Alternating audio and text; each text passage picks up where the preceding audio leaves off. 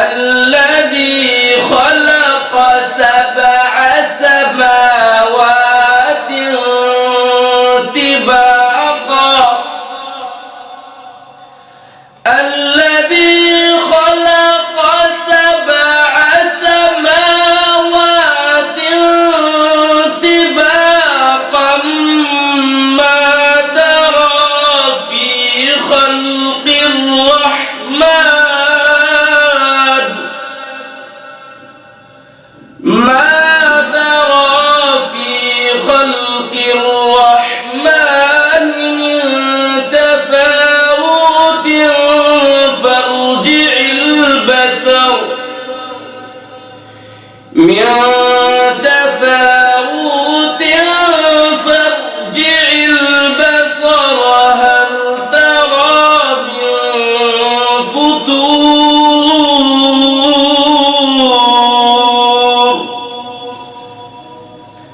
صدق الله المولانا العظيم وصدق رسوله النبي الكريم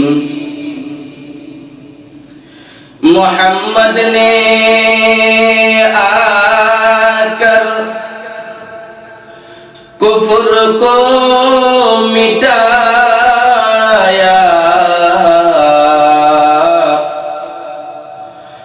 कुफ्र को मिटाकर सदाकत पिलाया लंदन की हवा दिल में लगी मदर पिदर भूल गया लंदन की हवा दिल में लगी मदर पिदर भूल गया साया कुफुर दिल में लगी नूर खुदा भूल गया साया कुफुर दिल में लगी नूर खुदा भूल गया আলহামদুলিল্লাহ সুম্মা আলহামদুলিল্লাহ আজকের এই মাহফিলের সম্মানিত সভাপতি এবং দূর দূরান্ত থেকে আগত আমার সমবয়সী বন্ধুগণ ও বৃদ্ধ বাবাজিরা এবং পর্দার আড়ালের মা ও বোনেরা সকলকে আমি আমার অন্তরের অন্তঃস্থল থেকে জানাই কৃতজ্ঞতা ও মুবারকবাদ। প্রিয় বৃদ্ধ বাবাজিরা, একটু ভেবে দেখুন, আমরা একদিন এই পৃথিবীতে ছিলাম না। আল্লাহ পাক রব্বুল আলামিন আমাদেরকে আবার এই পৃথিবীতে পাঠিয়েছেন। তো কোরআনকে যদি আমরা জিজ্ঞেস করি আমরা এই পৃথিবীতে ছিলাম না তো ছিলাম কোথায়, তো কোরআন থেকে উত্তর আসে আমরা ছিলাম আলমে রূহ অর্থাৎ রূহের জগতে। আল্লাহ পাক রব্বুল আলামিন আলমে রূহ থেকে আমাদেরকে বিচ্ছেদ ঘটিয়ে আলমে দুনিয়াতে পাঠিয়েছেন। আলমে দুনিয়াতে কেন পাঠিয়েছেন? আল্লাহ পাক রব্বুল আলামিন আমাদেরকে আলমে দুনিয়াতে এজন্য পাঠিয়েছেন, আল্লাহ পাক রব্বুল আলামিন বান্দার থেকে পরীক্ষা নিতে চান। এজন্য আল্লাহ পাক রব্বুল আলামিন আমাদেরকে আলমে রূহ থেকে বিচ্ছেদ ঘটিয়ে আলমে দুনিয়াতে পাঠিয়েছেন আমাদের থেকে পরীক্ষা নেওয়ার জন্য। পরীক্ষার সিস্টেমটা কি জানেননি? পরীক্ষার সিস্টেমটা হলো, আমরা যারা মাদ্রাসায় পড়ালেখা করেছি কিংবা স্কুলে পড়ালেখা করেছি, পরীক্ষার হলে ঢোকার পর উস্তাদে 3 ঘন্টা সময় দিয়ে বলে এবং কিছু সাদা পৃষ্ঠা আমাদের হাতে ধরিয়ে দিয়ে, একটা কলম ধরিয়ে দিয়ে বলে, এবার তোমাকে যা পড়ানো হয়েছে তুমি তা লিখো। প্রশ্ন ধরিয়ে দেয়। তখন আমরা চাইলে ওই প্রশ্নের মধ্যে সঠিক উত্তর লিখে দিয়ে পৃষ্ঠাগুলো সুন্দর করে সাজিয়ে লিখে দিয়ে আসতে পারি, আবার চাইলে সাদা পৃষ্ঠাও ফেরত দিয়ে আসতে পারি। উস্তাদ আমাদেরকে ওই হল রুমে বাধা দেয় না। দুনিয়াটাও হলো সেম একটা হল রুম। দুনিয়ার মধ্যে তুমি অন্যায় করো, নাফরমানি করো, আল্লাহ পাক তোমাকে বাধা দিবে না। আল্লাহ পাক রব্বুল আলামিন বলেন, ওয়া হাদাইনাহুন নাজদাইন, এ বান্দা আমি তোমাকে দুইটা পথ দান করেছি, একটা হলো জান্নাতের পথ আর একটা হলো জাহান্নামের পথ। চাইলে বান্দা জান্নাতের পথেও যাইতে পারো, চাইলে জাহান্নামের পথেও যাইতে পারো। জান্নাতের পথ কোনটা আমি চিনব কিভাবে, জাহান্নামের পথ কোনটা আমি চিনব কিভাবে? এর জন্য আল্লাহ পাক রব্বুল আলামিন আমাদেরকে একটা আকল দিয়েছেন, আকল। সেই আকল দিয়ে আমরা নির্ণয় করতে পারি কোনটা জান্নাতের পথ, কোনটা জাহান্নামের পথ। ভালো মন্দ যাচাই করতে পারি এই আকল দিয়ে। কোনটা হালাল কোনটা হারাম ওইগুলো আমরা এই আকল দিয়ে যাচাই করতে পারি। আল্লাহ পাক রব্বুল আলামিন আমাদেরকে একটা আকল দিয়েছেন, সেই আকল দিয়ে আমরা কোনটা জান্নাতের পথ কোনটা জাহান্নামের পথ এটা নির্ণয় করতে পারি। কোনটা খেলে আমার জন্য ভালো, কোনটা খেলে আমার জন্য ক্ষতিকর, ওইগুলা নির্ণয় আমরা এই আকল দিয়ে করি। প্রিয় ভাইয়েরা, বৃদ্ধ বাবাজিরা, আমাদের এখানে যাদের বয়স হয়ে গিয়েছে 60 বছর 70 বছর, আমরা যদি পিছনের দিকে তাকাই তাহলে এটাকে স্বপ্ন ছাড়া আর কিছু মনে হবে না। আরো যখন 20 বছর কাটিয়ে অথবা 10 বছর কাটিয়ে মৃত্যুর দ্বার প্রান্তে এসে পৌঁছে যাব, মালাকুল মউত যখন আমাদেরকে রূহ কবজ করার জন্য আসবেন, তখন আমরা বিছানায় শুয়ে শুয়ে উপলব্ধি করতে পারবো। যদি পিছন দিক দিয়ে পিছনের দিনগুলোকে আমরা উপলব্ধি করি তাহলে এগুলো স্বপ্ন ছাড়া আর কিছুই মনে হবে না। এজন্য জুলুম অত্যাচার না করে দিনগুলোকে আমরা সুন্দরভাবে চালাই। কষ্ট আর মুসিবতের রাতও ভোর হয়, জেলখানার রাতও ভোর হয়, আনন্দ আর সুখের রাতও ভোর হয়। অর্থাৎ বাসর রাতও ভোর হয়, জেলখানার রাত, কষ্ট আর মুসিবতের রাতও ভোর হয়। 5 ওয়াক্ত নামাজ পড়ে যদি প্রত্যেকটা দিন 5 ওয়াক্ত নামাজ পড়ে চালাইতে পারেন, ঘড়ির কাঁটা যে আকারে চলবে, 5 ওয়াক্ত নামাজ না পড়লে সেম ওই আকারেই ঘড়ির কাঁটা চলবে। দিন কারো জন্য থেমে থাকে না, দুনিয়া কারো জন্য থেমে থাকে না। এই দুনিয়া বড় স্বার্থপর, এই দুনিয়া বড় স্বার্থপর। বড় বড় টাকাওয়ালাকে এই দুনিয়া থাকতে দেয় নাই। ওই কারুন ছিল, কোটি টাকার মালিক ছিল, সেই কারুনকেও থাকতে দেয় নাই, ফিরআউনকেও থাকতে দেয় নাই, নমরুদকেও থাকতে দেয় নাই। দুনিয়া বড় স্বার্থপর, দুনিয়া বড় ধোঁকা। আপনি ঘর বাড়ি বানাইবেন, অট্টালিকা করার পরে এই দুনিয়া আপনাকে লাথি মেরে তাড়াইয়া দিবে। এই দুনিয়াটা হলো পুরাটাই ধোঁকা। এই দুনিয়া কাউরে থাকতে দেই নাই, কাউরে থাকতে দেই নাই। হে যুবক, তুমি কি কারো মৃত্যু দেখো নাই? তুমি কি কারো জানাজায় যাও নাই? তুমি কি কারো লাশের সামনে যাও নাই? যে ব্যক্তিটা আজকে লাশ, সেই ব্যক্তিটা কি হাত নাড়াইতো না? সে ব্যক্তিটা কি ঠোঁট নাড়াইতো না? সে ব্যক্তিটা কি চোখ দিয়ে চাইতো না? আজকে সেই ব্যক্তিরা চাই না কেন? আজকে সেই ব্যক্তিরা চাই না কেন? আজকে সেই ব্যক্তিরা হাত নাড়ায় না কেন? একটু ভেবে দেখো না। এখনো তো সময় আছে। আমাদের মধ্যে এমনও মানুষ আছে যারা জুলুম করে করে, অন্যায় করে করে, অত্যাচার করে করে বড় বড় অট্টালিকা বানায়। 10 বছর 20 বছর সময় পাবে, 40 বছর সময় পায়, 50 বছর সময় পায়, জুলুম করে করে বড় বড় অট্টালিকা বানায়। হযরত ইব্রাহিম আলাইহিস সালামকে জিবরাইল আলাইহিস সালাম কত রিকোয়েস্ট করলো, আপনি একটা ঘর বানান, কিন্তু তিনি ঘর বানাইলেন না। তিনি বললেন, আমাকে তুমি গ্যারান্টি দাও যে সেই ঘরে আমি থাকতে, গ্যারান্টি দাও, তাহলে আমি ঘর বানাবো।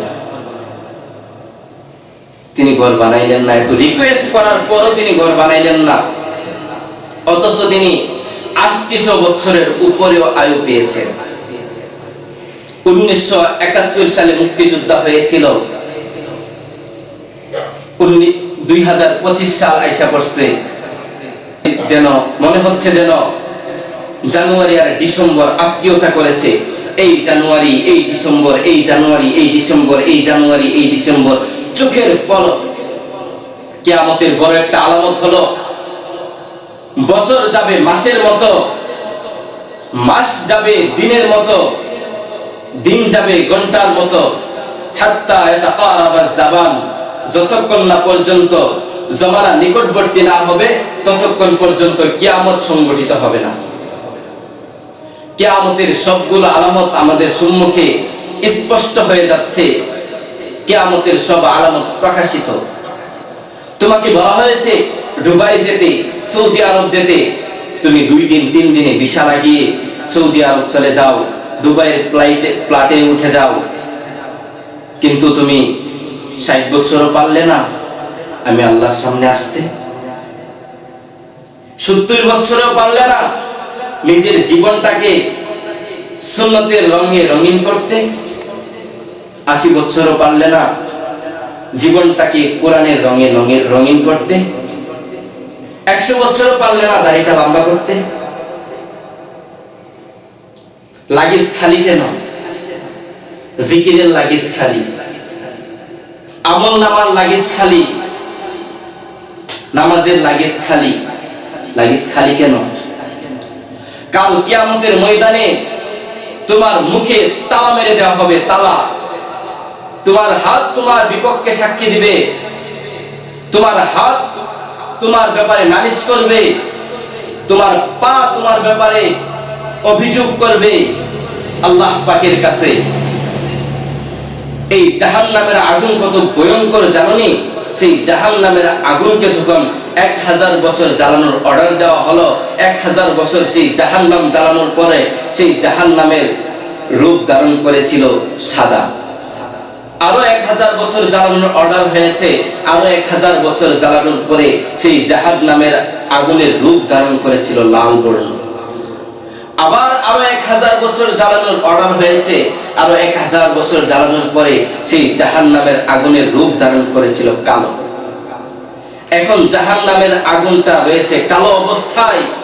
সেই জাহান্নামের আগুন যদি কারো শরীরের কোনো স্থানে লাগে, কোনো একটা অঙ্গের মধ্যে লাগে, তখন মাথার মগজ পর্যন্ত টকবক টকবক করে ফুটতে থাকে। সেই জাহান্নামটাকে ঘিরে রেখেছে একটা দেওয়াল। সেই দেওয়ালটা যদি কোনো ব্যক্তি 40,000 বছর দৌড়ায়, তাহলে দৌড়ায় শেষ করতে পারবে না। জাহান্নামের সর্বনিম্ন শাস্তি, জাহান্নামের একটা স্যান্ডেল পরাইয়া দেওয়া হবে, যেই জাহান্নামের স্যান্ডেলের কারণে মাথার মগজ পর্যন্ত টকবক করে ফুটতে থাকবে। যারা সুদ খায়, যারা ঘুষ খায়, তাদেরকে জাহান্নামের ডেগের মধ্যে ফালানো হবে। সেই ডেগের মধ্যে আগুন একবার তাদেরকে নিচে নিয়ে যাবে, আবার উপর দিকে তুলবে, আবার নিচে আনবে, আবার উপরে তুলবে, আবার নিচে আনবে। এতটা ভয়ঙ্কর অবস্থা তাদের হবে। কত কঠিন হবে জাহান্নামটা। এই দুনিয়াটা এজন্য বলি, এই দুনিয়াটা কিছুই না। এই দুনিয়া হলো একটা স্বার্থপর দুনিয়া। এই দুনিয়াতে যদি তুমি নেক আমল করে যেতে পারো, তাহলে তোমার জন্য রয়েছে চিরস্থায়ী জান্নাত। একদিন তোমার নাম মসজিদের মাইকে এলান হয়ে যাবে। মসজিদের মুয়াজ্জিন ডাক দিয়া বলবে, আমাদের মাঝে আর কোন ব্যক্তি নাই।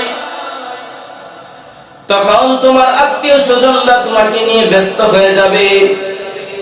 কেউ বাঁশের জালে যাবে বাঁশ কাটতে, আবার কেউ মসজিদে যাবে খাটি আনতে, আবার কেউ বাজারে যাবে তোমার জন্য কাফনের কাপড় আনার জন্য। কিছু মানুষ কবরের মধ্যে যাবে কবর খনন করার জন্য। কিছু মানুষ তোমার জন্য গরম পানি করবে, এত গরম পানি করবে না লাশটার না জানি কষ্ট হয়। আবার এত ঠান্ডা পানি দিয়েও গোসল করাইবে না, লাশটার না জানি কষ্ট হয় কত মায়া। বাজার থেকে গিয়ে পুরাতন কাপড় কিনে আনবে না নতুন কাপড় আনবে, কত মায়া। বাঁশের জারে গিয়ে বাঁধের বাঁশ আনবে না, যে বাঁশগুলো বাদ হয়ে গেছে ওই বাঁশগুলো আনবে না, পাকা বাঁশগুলো দেখে দেখে কাটবে। গোসল শেষে যখন তোমাকে সাদা কাপড়ে মোড়ানো হবে, মানুষগুলো ডাক দিয়া বলবে, খাটিয়ার মধ্যে লাশটাকে আস্তে করে নামাও, না জানি লাশটার কষ্ট হয়। তোমাকে কবরস্থানের দিকে নিয়ে যাবে আস্তে আস্তে করে। মানুষগুলো বলবে, আস্তে আস্তে করে নিয়ে যাও, লাশটার যেন কষ্ট না হয়। কবরের সামনে যাওয়ার পর মানুষগুলো বলবে, আস্তে করে লাশটাকে কবরের মধ্যে নামাও, লাশটার যেন কষ্ট না হয়। তিনজন ব্যক্তি আপনার কবরের মধ্যে নামবে, আস্তে করে আপনাকে শোয়াইবে, আপনাকে আস্তে করে কবরের মধ্যে শোয়াইবে। বিসমিল্লাহি ওয়া আলা মিল্লাতি রাসূলিল্লাহ বলে মানুষগুলো বলবে, রাসূলের অনুসরণে এই লাশটাকে কবরের মধ্যে রেখে গেলাম। কবরের মধ্যে রাখার পর তিনজন মানুষ আপনার সাথে ওই কবরের মধ্যে নামবে। আপনার মুখটা খুলে দিয়ে যখন পশ্চিম দিকে করা হবে, তখন একজন ব্যক্তি লাফ দিয়ে কবর থেকে উঠে যাবে। আবার কিছু বাঁশ দেওয়ার পর আরেকজন ব্যক্তি উঠে যাবে। বাঁশ দিয়ে যখন আস্তে আস্তে কবরটা অন্ধকার আচ্ছন্ন হয়ে যাবে, তিন নম্বর ব্যক্তিও লাফ দিয়ে কবর থেকে উঠে যাবে। মৃত ব্যক্তিরা যদি জাহান্নামী হয়, ডাক দিয়া বলবে, এ আমার আত্মীয় স্বজন, এই অন্ধকার কবরে আমাকে একা রেখে যেও না, আমার বড় ভয় হয়, আমার বড় ভয় হয়। আর যদি জান্নাতি হয় তাহলে সুখের শেষ নাই। মায়ার নবী ডাক দিয়ে বলবেন, আমার উম্মতের মাঝে যেই ব্যক্তি সূরাতুল মুলক পাঠ করবে, প্রতিদিন সূরাতুল মুলক পাঠ করবে, আমি যে শুরুতে সূরাতুল মুলক পাঠ করেছিলাম, ওই সূরাতুল মুলক যে প্রতিদিন পাঠ করবে, ওই সূরাতুল মুলক যখন তুমি কবরের মধ্যে যাইবা, অন্ধকার কবরে যখন তোমার আত্মীয় স্বজন কেউ থাকবে না, যদি তুমি সূরাতুল মুলক প্রতিদিন পাঠ করে থাকো, তাহলে জান্নাতের একটা সবুজ পাখি হয়ে সূরাতুল মুলক তোমার কবরের ভিতরে ঢুকে যাবে। যখন মুনকার নাকির আসবে তোমাকে সওয়াল জবাব করার জন্য, তখন ওই জান্নাতের সবুজ পাখিটা, যে কারণে তুমি যে সূরাতুল মুলক পড়তা, ওই সূরাতুল মুলক ওই পাখি হয়ে যাবে। ওই পাখিটা তোমার কবরের মধ্যে বসে থাকবে। যখন মুনকার নাকির তোমার কবরের মধ্যে আসবে, পাখিটা ডাক দিয়া বলবে, মুনকার নাকির, যা প্রশ্ন করার আমাকে করো। এই বান্দা আরামে ঘুমাইতেছে, তাকে আরামে ঘুমাইতে দাও, তার ঘুমটাকে তোমরা ডিস্টার্ব কইরো না, তাকে আজকে বিরক্ত কইরো না। তখন মুনকার নাকির আসমানের দিকে তাকায়া বলবে, ও মালিক, আজকে এই বান্দার কবরে এই বান্দাকে প্রশ্ন করতে দিচ্ছে না একটা পাখি। তখন আল্লাহ তাআলা ডাক দিয়া বলবে, এ মুনকার নাকির, এই পাখিটা হচ্ছে আমি আল্লাহ তাআলার দেওয়া কুরআন।